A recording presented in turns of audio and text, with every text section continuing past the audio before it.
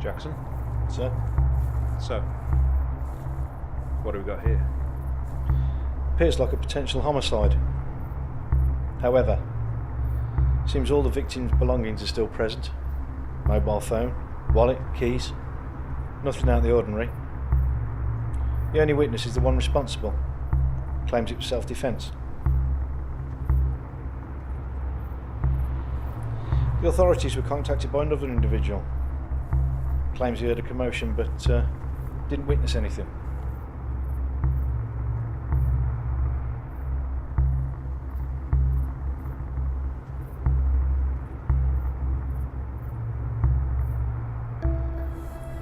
Looks like we found our COD.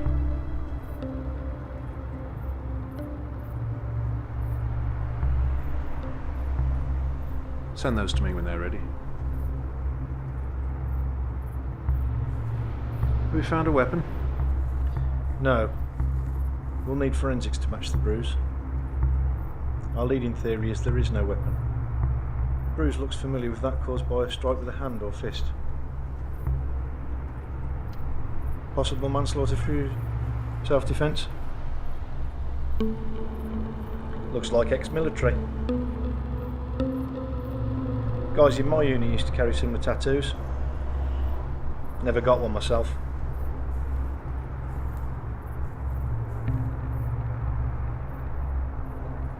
Why do you never get one? My wife doesn't like them. Not that I was keen on the idea myself. Never found anything I wanted drawn on my body for life.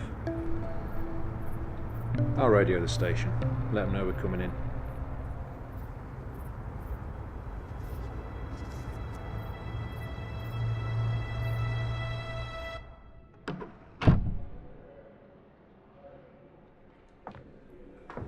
I hope you gentlemen don't mind me asking, but I'd be grateful for a refreshment.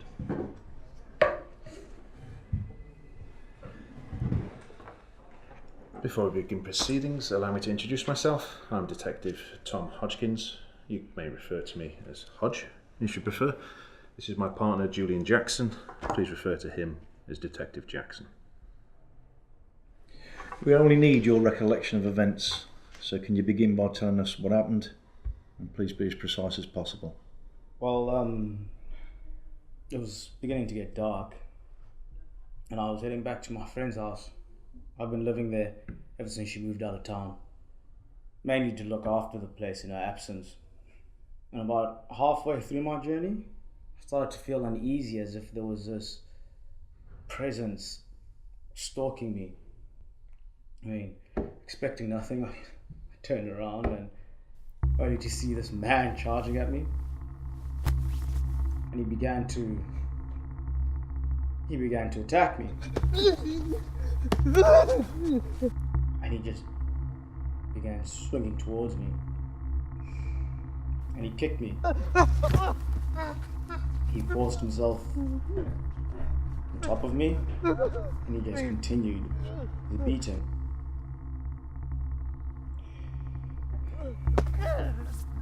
What happened?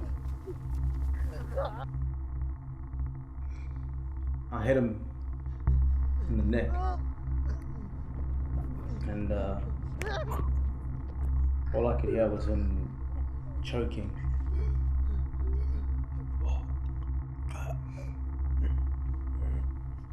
I never wanted this to happen.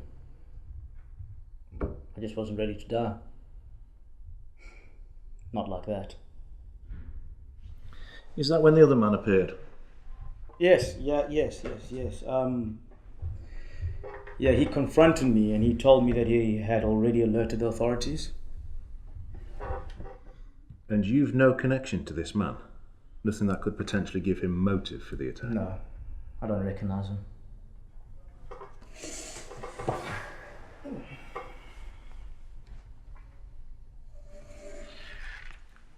All right, Mr. Clark. I believe that will be all. A squad car will show you back to your property.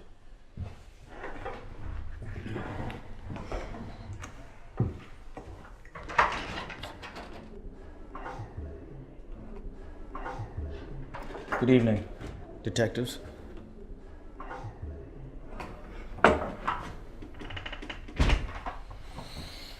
What are you thinking? Something doesn't seem right. Our guy's ex-military. So what are the chances a civilian kills him with one hit, no less? And what's his motive? Jackson, do me a favour. Run a background check on our Mr. Oliver Clark. See if there's any connection. I'll check back with forensics. Run the photos from the scene. See if we've missed anything. No problem, Tommy. I'll get it done for tomorrow. And I'll alert forensics to come and take prints of the cut, just in case.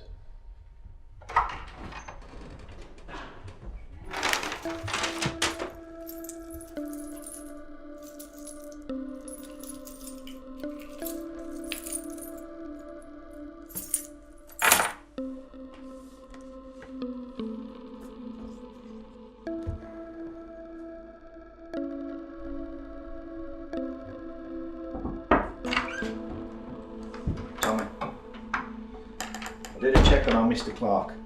No record of him can be found. Officially, he doesn't exist. A ghost like those in special ops. Also, the guys went through the deceased house and across this. That explains it then. What have you found? That's no ordinary bruise from any strike. A mark of that precise shape matches the exact description of a move taught to special ops, designed to kill targets quickly and efficiently, allowing them to remain covert. This photograph would suggest that they've been friends for a long time. He was lying to us. The only reason he'd lie is to cover something. Perhaps it was a setup. If so, his statement wasn't true either. So how do you think it went down? There was no obvious bruising on Mr. Clark's arms, something that would have been evident if it had been hit the way he suggested. Nah, it was much more likely that he was parrying attacks, waiting for an opportunity to counter. Not 100% successfully though. Do you remember him flinching?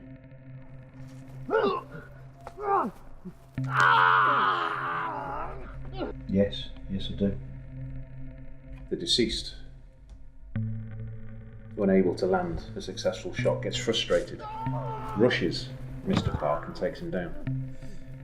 The way the body was landed would suggest that he was able to assert himself above Mr. Clark. I agree. He went for broke, loaded up one last shot, but Mr. Clark pinned him, leaving him unable to protect himself, and... To land a strike with that precision during confrontation would suggest he was experienced. This was intentional. But why Jackson? Looking at the scene, Mr. Clark could have easily ran away. It would have been difficult to pin him down in such an open space. Nah. There's more to this than we've been told. We're going back to the scene to see if we've missed anything. Ready when you are, partner.